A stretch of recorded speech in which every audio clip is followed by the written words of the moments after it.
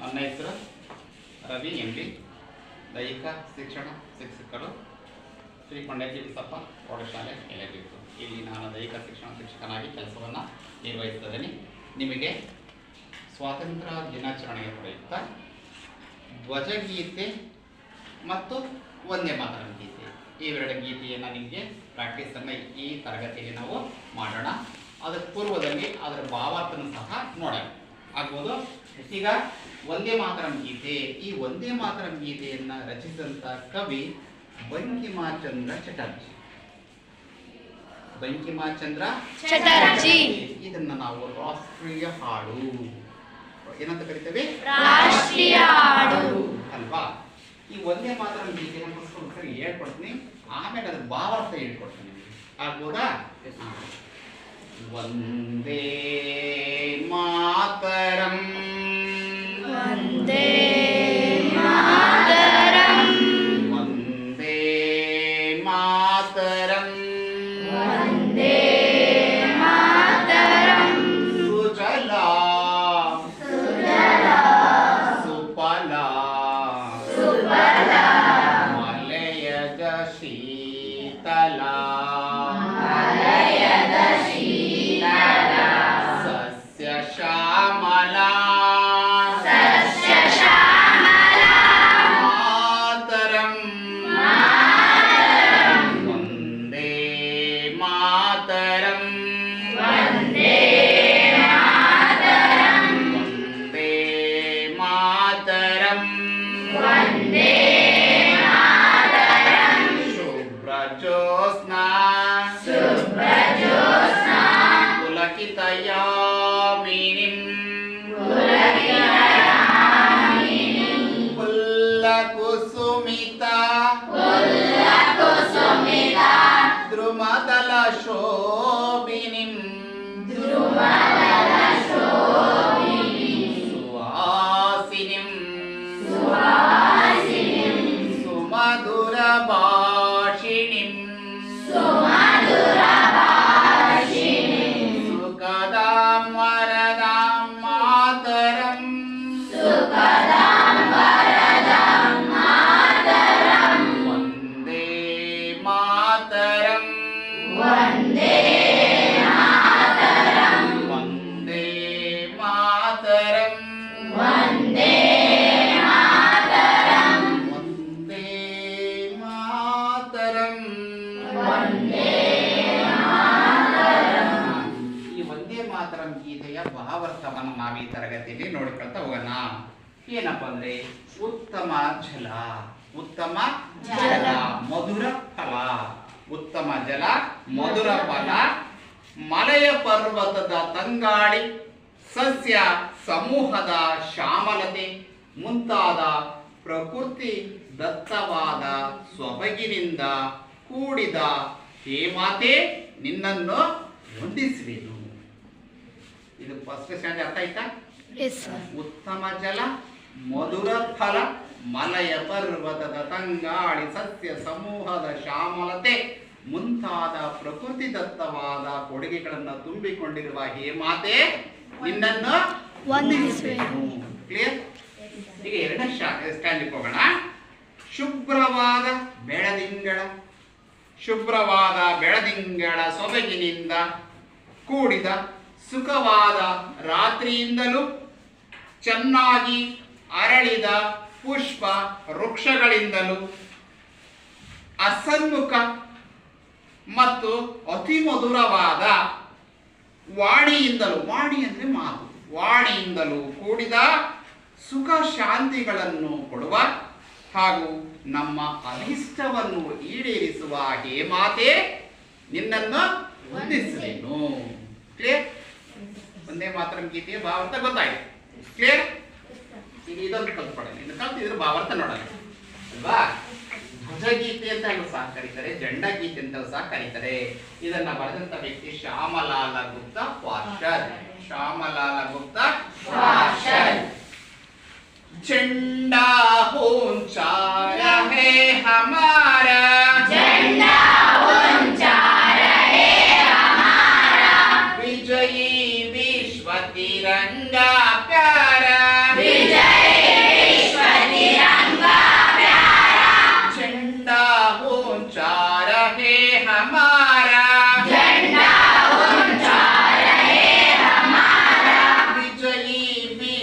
तिरंगा प्यारा, विजय विश्व तिरंगा प्यारा, सदा शक्ति सरसाने वाला, सदा शक्ति सरसाने वाला, प्रेम सुधा बरसाने वाला, प्रेम सुधा बरसाने वाला, वीरों को हर्षाने वाला, वीरों को हर्षाने वाला, मातृभूमि का तन मन सारा, मातृभूमि का तन मन सारा, झंडा ऊंचा रहे हमारा, झंडा ऊंचा रहे हमारा, विजयी विश्व तिरंगा प्यारा, विजय विश्व तिरंगा प्यारा, शान न इसकी जाने पाए, शान न इसकी जाने पाए,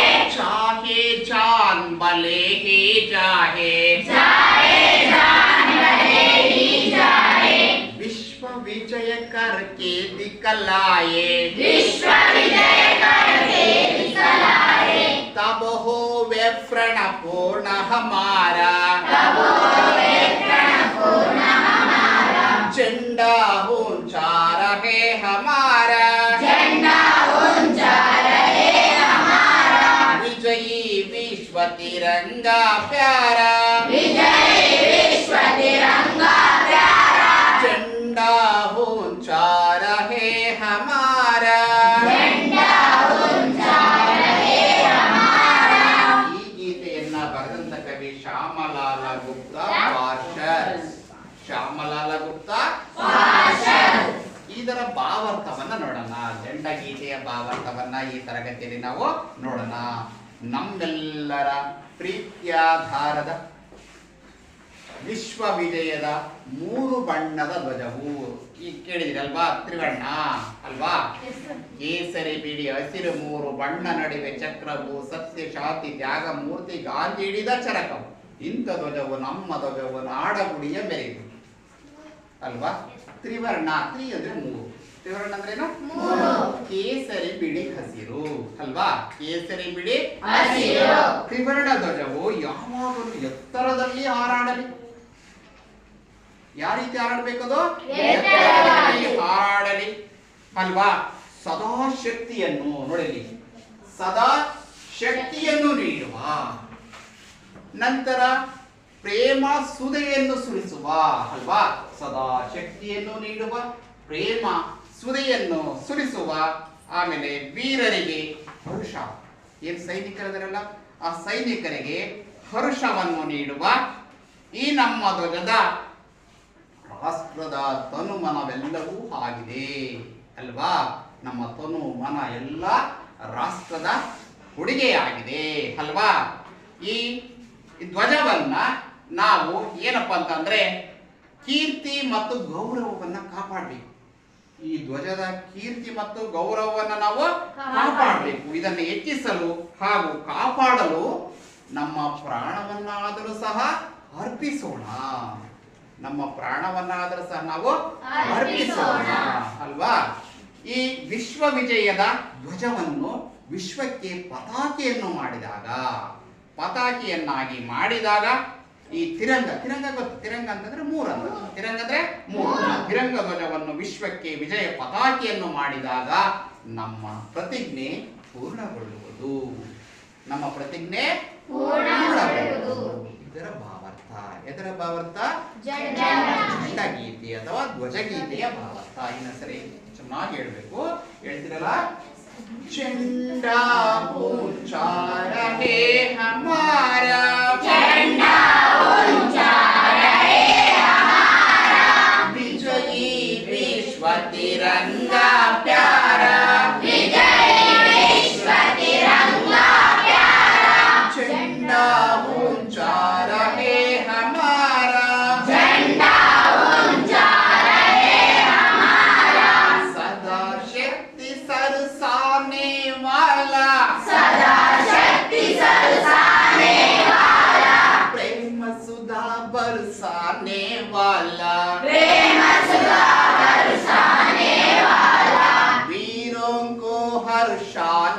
वाला वीरम को हर्षाने वाला मातृभूमि का तन मन सारा मातृभूमि का तन मन सारा झंडा ऊंचा रहे हमारा झंडा ऊंचा रहे हमारा विजयी विश्व तिरंगा प्यारा विजय विश्व तिरंगा प्यारा शानन इसकी जाने पाए शान नहीं सकी जाए पाए चाहे जान भले ही जाहे जाए जान भले ही जाए विश्व विजय करके दिखलाए विश्व विजय करके दिखलाए तब होवे प्रण पूर्ण हमारा तब होवे प्रण पूर्ण हमारा झंडा ऊंचा रहे